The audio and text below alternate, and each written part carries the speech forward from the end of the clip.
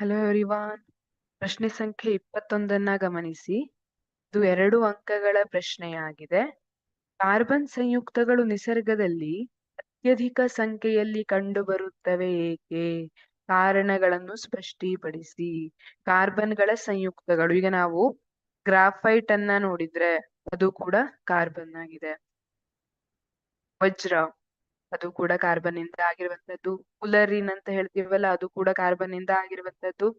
ಮತ್ತೆ ನಾವು ಯೂಸ್ ಮಾಡುವಂತಹ ಪ್ಲಾಸ್ಟಿಕ್ಸ್ ಏನಿದೆ, ಇವೆಲ್ಲ ಪಾಲಿಮರ್ಸ್, ಅದು ಕೂಡ ಕಾರ್ಬನ್ ನ ಸಂಯುಕ್ತವೇ ಆಗಿರ್ತದೆ.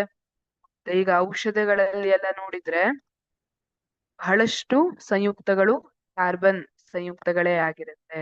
ಈ ರೀತಿಯಾಗಿ ಕಾರ್ಬನ್ ಏನಿದೆ ಇದು ನಿಸರ್ಗದಲ್ಲಿ ಅತ್ಯಧಿಕ ಸಂಖ್ಯೆಯಲ್ಲಿ ಕಂಡು ಬರುತ್ತದೆ.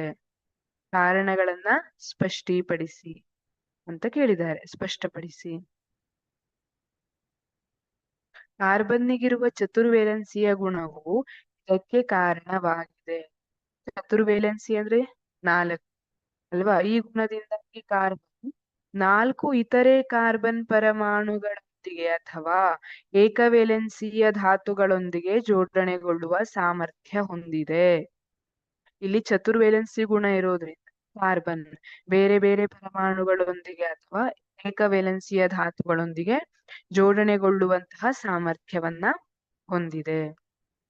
ಇದರಿಂದಾಗಿ ಕಾರ್ಬನ್ ಸಂಯುಕ್ತಗಳು ನಿಸರ್ಗದಲ್ಲಿ ಅತ್ಯಧಿಕ ಸಂಖ್ಯೆಯಲ್ಲಿ ಕಂಡುಬರುತ್ತವೆ. ಇದು ಒಂದು ಹೌದು. ಆಮೇಲೆ ಇನ್ನೊಂದಿದೆ, ಕೆಟನೀಕರಣ ಅಂತ ಹೇಳ್ತೀವಿ. ಕೆಟನೀಕರಣ ಅಂದ್ರೆ ಏನು? ಕಾರ್ಬನ್ ಇತರ ಕಾರ್ಬನ್ ಪರಮಾಣುಗಳ ಜೊತೆ ಸೇರ್ಕೊಂಡು ಉದ್ದದಾದಂತಹ ಸರಪಳಿಯನ್ನ ಮಾಡ್ತದೆ. ಇದನ್ನ ಕೆಟನೀಕರಣ ಅಂತ ಹೇಳ್ತೀವಿ. ಸಾಮಾನ್ಯವಾಗಿ ಬೇರೆ ಯಾವ ಧಾತುಗಳು ಈ ರೀತಿಯಾದಂತಹ ಪ್ರಾಪರ್ಟಿಯನ್ನ ತೋರಿಸೋದಿಲ್ಲ, ಕಾರ್ಬನ್ ತೋರಿಸ್ತದೆ. ಕೆಟನೀಕರಣ ಇದು ಬೇರೆ ಬೇರೆ ಕಾರ್ಬನ್ಗಳ ಜೊತೆ ಸೇರಿ ಉದ್ದವಾದ ಸರಪಳಿಯನ್ನ ಉಂಟು ಮಾಡ್ತದೆ.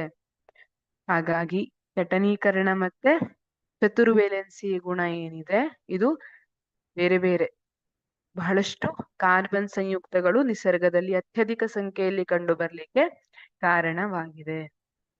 Thank you.